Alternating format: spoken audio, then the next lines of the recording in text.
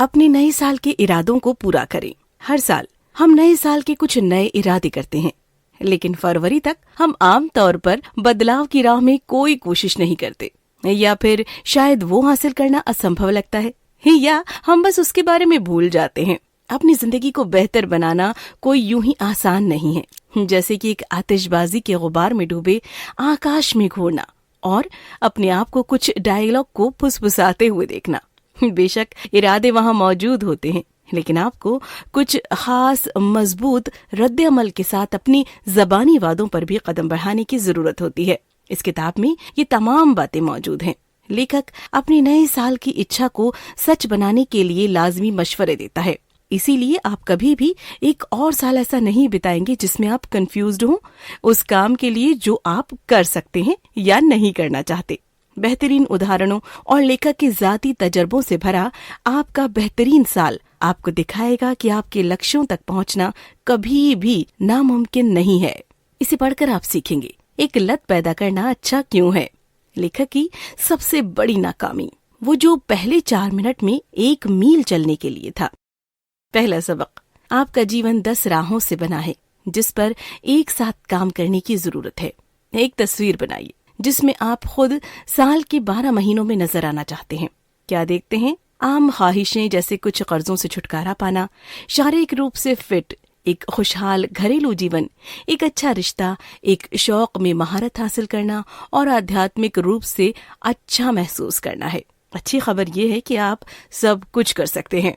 अपने जीवन की 10 राहों में अपनी तरक्की को तौलने की तमन्ना आपको ये देखने की इजाजत देगी कि आपको क्या और सुधार करने की आवश्यकता है। ये अगर गौर करें तो आमतौर पर मानसिक स्वास्थ्य, शारीरिक स्वास्थ्य, आध्यात्मिकता, बौद्धिकता, जीवन, शादी या साझेदारी, माता पिता का जीवन, दोस्ती, नौकरी, शौक और अपनी जाती बचत हो सकते हैं। ये सब बातें एक पूरा जीवन जीने के लिए महत्वपूर्ण हैं। यही वजह है कि उन्हें बेहतर बनाने के लिए लगातार काम करना बेहद जरूरी है। शुरू करने के लिए पहले बताए गए हर पहलू पर खुद को 0 से 10 तक रैंक करें। इस तरह से आप सुधार की सबसे बड़ी जरूरत वाले एरिया को पहचानने में सक्षम होंगे और नियमित रूप से परिणामों की तुलना करके अपनी तरक्की को पॉइंट आउट करेंगे। इसके अलावा यह आपको एक साफ इशारा देगा कि आपको अपनी कोशिश पर ध्यान केंद्रित करना चाहिए। ये 10 पहलू एक दूसरे से जुड़े हुए हैं और एक दूसरे को प्रभावित करते हैं, और इसीलिए एक क्षेत्र में सुधार के नतीजे से दूसरे क्षेत्र में भी बदलाव की संभावना और ज्यादा नजर आएगी। एग्जाम्पल के लिए, एक आरामदायक गृहस्थ जीवन आपको काम पर बेहतर ध्यान लगाने की सोच देगा, जबकि एक समृद्ध सामाजिक जीवन एक साथी को हासिल करने का मौका देगा। इस तरह कुछ पहलुओं पर खराब छवि से दूसरे क्षेत्रों पर भी नकारात्मक असर पड़ सकता है। अगर आप शारीरिक रूप से स्वस्थ नहीं हैं, तो आपको कार्यस्थल पर ऊर्जा की कमी हो सकती है, जबकि कोई शौक नहीं होने से आपकी शादी पर नेगेटिव असर पड़ सकता है। इन सभी पहलुओं पर काम करना एक चुनौतीपूर्ण काम लग सकता है, लेकिन आने वाले सबक आपको दिखाएंगे कि आप अपनी तमाम फिक्रों को कैसे दूर करें और अपने जीवन में बदलाव लाने के लिए एक कामयाब योजना कैसे तैयार करें। दूसरा सबक, मानसिक अवरोध हमारे रास्ते में खड़े हो सकते हैं, लेकिन हम उन्हें दूर करना सीख सकते हैं। हम में से ज्यादातर लोग बहुत सी सोच और मानसिक उलझाव के आसपास रहते हैं, जो ये साबित करते हैं कि हमारे लिए क्या हासिल करना संभव नहीं है। ऐसा ही एक मानसिक अवरोध है गलत धारणाएं, यानी गलत सोच। इंसान लगातार दुनिया और खुद के बारे में धारणाएं बनाता है। ये अक्सर गलत होती हैं और हमारी तरक्की में रुकावट पैदा करती हैं। ये खुद जन्मी बातें और विचार हो सकते हैं, जैसे कि आप में क्रिएटिव सोच नहीं है, आप बदसूरत हैं, आप नौकरी नहीं कर सकते हैं, या मंदी का मतलब है कि कोई भी आपके उत्पाद को नहीं खरीदेगा। ये ज्यादातर मामले हमेशा खुद ही सोचे हुए और बेवजह होते हैं। इस तरह हम अपने दिमाग में विचारों की उलझन सी पैदा कर लेते हैं। उदाहरण स्वरूप, जैसे पायलट्स ने एक बार ध्वनि की गति से तेज उड़ान भरना असंभव समझा था, और एथलीट्स का मानना था कि कोई भी इंसान 4 मिनट से कम समय में 1 मील नहीं दौड़ सकता है, जो कि एक बार में सही नजर आता है। लेकिन अगर इन चैलेंजेस को बिना सोचे समझे हासिल कर लेते हैं, तो वो नकारात्मक कहानी या सोच दूर हो जाते हैं और ये साबित होता है कि ये सब वाकई में संभव था। ये एक सोच है कि अमेरिका के पूर्व वायुसेना जर्नल अधिकारी चार्ल्स एडवर्ड चक येजर ने 1947 में ध्वनि अवरोधक को तोड़ दिया था। 1954 में एथलीट रोजर बैनिस्टर ने भी 3 मिनट और 59 सेकंड में 1 मील चलकर असंभव कहानी को बेअसर कर दिया था। फिजिकल लिमिट्स के बारे में आम राय को साफ करके येजर और बैनिस्टर दोनों सफल रहे, जहां दूसरे लोग असफल रहे थे। तब से आज तक कई हवाई जहाजों ने गति अवरोधक को तोड़ दिया है और कई धावकों ने 4 मिनट के अंदर 1 मील दौड़ दर्ज की है। अब कई नामुमकिन से लगने वाली सीमाएं पार की गई हैं। सोच में बदलाव करके आप न केवल खुद को बेहतर बना सकते हैं बल्कि दुनिया को भी बदल सकते हैं। 1963 में ये कई लोगों का यकीन था कि नागरिक अधिकारों के आंदोलन से कुछ भी नहीं होगा। ज्यादातर ने कहा कि अहिंसक प्रयासों से कभी बदलाव नहीं होता और नस्लवाद जो कि हमारी की समाज में बहुत गहराई में मौजूद है, लिहाजा इसके लिए कुछ भी नहीं किया जा सकता है। हालांकि डॉक्टर मार्टिन लूथर किंग ने इन कथित मान्यताओं को निर्विवाद सच मानने से इनकार कर दिया था और 2 लाख लोगों के शांतिपूर्ण विरोध मार्च का नेतृत्व किया, जहां उन्होंने अपना मशहूर भाषण आई हैव अ ड्रीम दिया। इस भाषण के साथ असर ये हुआ कि किंग ने एक नए नजरिए के साथ बात को समझने की कोशिश की और कई अमेरिकी जहनों में इस नई सोच के फैलाव के साथ पुराने ढर्रे को बदलने के लिए रास्ता खोल दिया। तीसरा सबक, पिछली असफलताओं को भुला देने के बजाय उनसे सीखें और बढ़ें। एक प्राइमरी स्कूल का टीचर जिसने हो सकता है कि हमें बताया कि हम आर्ट में बहुत बुरे हैं या पिछले महीने डाइटिंग में हमारी कोशिश नाकाम हो सकती है, जो भी हो, पिछले अनुभव हमारी नेगेटिव सोच का हिस्सा हो सकते हैं और हमें आगे बढ़ने से रोक सकते हैं। एक पुराना बुरा अनुभव हमारे फ्यूचर में कई मौकों पर हमारे आत्मविश्वास को प्रभावित कर सकता है। इसका एक अच्छा एग्जाम्पल है उन 80% नौजवानों की बनिस्बत जो 60 वर्ष या उससे अधिक उम्र के हैं, वो नए संकल्पों को 30% तक पूरा करते हैं। ये खामी इसीलिए है क्योंकि पुराने लोग जो हासिल करते हैं वो उन तमाम हार और असफलताओं का अनुभव करते हैं और इसीलिए वो अपनी ख्वाहिशों के बारे में कम आशावादी होते हैं। लेकिन ये एक गलत धारणा है। ये सोच आपको आगे बढ़ने से रोकती है। आपको भविष्य में अपने पिछले अनुभवों से अपने आने वाले वक्त के कामों को प्रभावित नहीं होने देना चाहिए। इसके बजाय उन पिछली हार को सही तजुर्बे के रूप में समझना चाहिए। लेखक की सबसे बड़ी नाकामी तब हुई जब वो एक क्लाइंट के रूप में पूरे साल काम कर रहा था। ये एक बड़ा पब्लिशिंग वर्क था। साल के आखिर में उस व्यक्ति ने लेखक को कॉल करना बंद कर दिया और इस तरह से लेखक ने किसी ऐसे व्यक्ति पर 12 महीने बर्बाद कर दिए। नतीजा ये हुआ कि लेखक ने अंतिम समय में किसी दूसरे पब्लिशर के साथ काम करने का फैसला किया। अब आसान ये होता है कि जो अटका हुआ है, चाहे वो आसान लग रहा हो, मगर उसे छोड़ देना चाहिए और दूसरी नौकरी तलाश करनी चाहिए। लेखक ने अपनी कंपनी में सुधार के लिए उन 12 महीनों में जो सीखा उसका इस्तेमाल किया। उदाहरण के लिए उन्होंने महसूस किया उन्हें कभी भी सिर्फ एक ग्राहक पर फोकस नहीं करना चाहिए, बल्कि अपने दायरे को बड़ा करना चाहिए। उन्होंने ये कभी नहीं सोचा कि एक ग्राहक उनके काम की सराहना करेगा। मुश्किल को कम करने के लिए वो अब अपने ग्राहक से बात करते हैं और कहते हैं कि इस साझेदारी के अलावा वो और क्या चाहते हैं। लेखक कहते हैं कि जितना जरूरी है अपने लिए भविष्य के लक्ष्य निर्धारित करना, उतना ही जरूरी है उस लक्ष्य के लिए काम करना। चौथा सबक, अपने लिए मुश्किल लक्ष्य कायम करें लेकिन उन्हें रियलिस्टिक रखें। कुछ लक्ष्य जो हम अपने लिए निर्धारित करते हैं वो इतने अजीब होते हैं कि दुनिया की सबसे बड़ी अक्ल भी उन्हें हासिल नहीं कर पाएगी। दूसरी तरफ कभी कभी लक्ष्य इतने आसान हो सकते हैं कि हम उन्हें आजमाने और हासिल करने के लिए अपनी प्रेरणा ही खो देते हैं, शायद इसीलिए कि वहाँ बहुत कम कोशिशों की जरूरत होती है।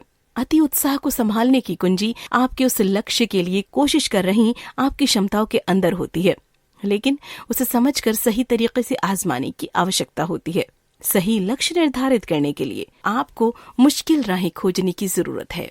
मान लीजिए कि आप एक किताब लिखने के बारे में सोच रही हैं। साहित्य के लिए नोबेल पुरस्कार जीतना आपकी हिट लिस्ट में शामिल है, लेकिन ये नए नए लेखक के लिए सोचना काफी बेतुका है। इसके अलावा एक महत्वाकांक्षी लक्ष्य आपको पूरी तरह से काम करने से भी रोक सकता है। इसके विपरीत, अगर आप अपने वक्त को और राइटिंग सेटिंग को बहुत कम सेट करते हैं और अपने आप को 6 महीने में पहला ड्राफ्ट पूरा करते हैं तो ऐसे में आपको बहुत लंबा समय लगेगा और शायद वो कभी भी फिनिश नहीं होगा। इस काम के बजाय एक कामयाब और सही राह खोजें, जिसे लेखक असुविधा क्षेत्र कहता है। एग्जाम्पल के लिए पहला ड्राफ्ट खत्म करने के लिए खुद को 3 महीने का वक्त दें और फिर दूसरा पूरा करने के लिए 1 और 3। लक्ष्य निर्धारित करना जरूरी है, ये झूठा बहकावा नहीं है। अगर आप जागरूक नहीं हैं तो मुश्किल राह को पार करना और ख्याली महल बनाना नाकामी की बात हो सकता है। जैसे एक खिलाड़ी जो ओवर ट्रेनिंग से मांसपेशियों को खींचकर खत्म कर देता है। सच ये है कि झूठे बेतुके लक्ष्य से आप खुद को कम आंकने लगेंगे। इसका एक उदाहरण ऑटोमोबाइल कंपनी जनरल मोटर्स है। 2002 में उन्होंने अमेरिकी बाजार का 29% प्राप्त करने का लक्ष्य रखा। इस बेतुके महत्वाकांक्षी लक्ष्य ने कंपनी को लगभग बैंकरप्ट कर दिया। कर्मचारियों को अपने लैपल्स पर 29 नवंबर के बैच पहनने शुरू किए ताकि उन्हें लगातार लक्ष्य याद रहे। कर्मचारियों का बिक्री पर इतना तय हो गया कि उन्होंने 0% ब्याज ऋण वाली कारों को बेचना शुरू किया। कंपनी का पैसा खर्च करना और इनकी बॉटम लाइन को प्रभावित करना, इसने प्रभावी रूप से बिजनेस को कमजोर कर दिया और 29% लक्ष्य को कभी नहीं पाया। जनरल मोटर्स ने इसे अच्छी तरह से माना तो उन्हें एहसास हुआ कि लक्ष्य भ्रम था और इस गलतफहमी से बचना ही ठीक होगा। 5वां सबक, तब तक काम करें जब तक आप छोटे और अक्सर कार्यों के आदी नहीं हो जाते, फिर आप सब कुछ पूरा कर पाएंगे। सोचिए कि आपको बाइबल जैसी लंबी किताब पढ़नी है। ये लगभग 1 लाख शब्द हैं, एक कठिन काम। इसे सरल लक्ष्य बनाने के लिए हर सुबह 20 मिनट के काम से ब्रेक लें और 1 साल में पूरी बाइबल पढ़ लें। जब आप कम वक्त में बड़े कामों को बांटते हैं तो इसका इनाम बहुत अच्छा हो सकता है। ये उन कामों पर भी लागू होता है जो मुश्किल कामों से निकले थे। एक काम जिसे हम मजे से लेते हैं वो कुछ ऐसा है जैसे एक छड़ी से गाजर की तरफ ले जाना, यानी एक सजा से एक इनाम तक जाना। जो लोग बाइबल पढ़ने का इरादा रखते हैं वो पहले इसे कठिन समझ सकते हैं, लेकिन एक बार शुरू होने के बाद वो आध्यात्मिक और शांतिपूर्ण पलों का मजा लेते हैं और जो उसे पढ़ने के साथ मिलता है।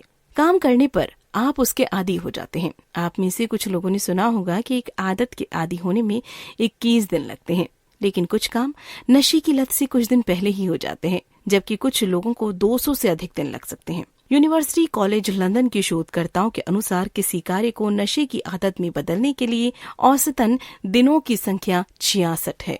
किसी काम के आदी हो जाने को आसान बनाने के लिए आपको उसके लिए खुद को इनाम देने की जरूरत है। हालांकि ये जरूरी नहीं है कि आप उन 20 पाउंड को बहा देने के बाद खुद एक नया सूट खरीद लें। मुश्किल राह के कामों को पूरा करने के लिए एक इनाम मिलना जैसे प्यार और खुशी की भावनाओं की तरह है।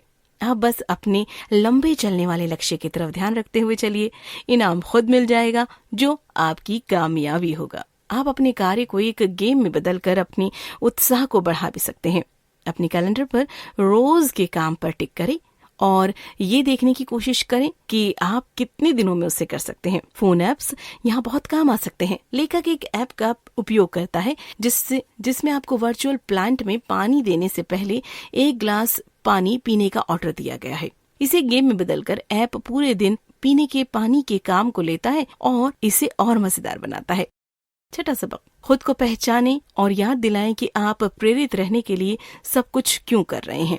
किसी काम से चिपके रहने और सकारात्मक बने रहने के लिए आपको उसे जज्बाती रूप से लगाव बनाने की जरूरत है। आपको ये समझने की आवश्यकता है कि वो काम आपको एक बेहतर इंसान क्यों बनाता है। अपनी खास प्रेरणाओं की पहचान करके काम शुरू करें।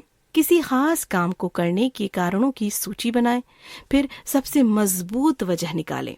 जैसे अगर आपका लक्ष्य ज्यादा से ज्यादा काम करना है तो इसके कुछ कारण हो सकते हैं, जैसे मैं मोटा होने के कारण बीमार हूँ, मैं खुद को साबित करना चाहता हूँ, मैं सफल हो सकता हूँ और कसरत मुझे तंदुरुस्त और खुश रखती है। यहाँ वो सब नकारना जरूरी है कि लोग इसके बारे में क्या सोचते हैं।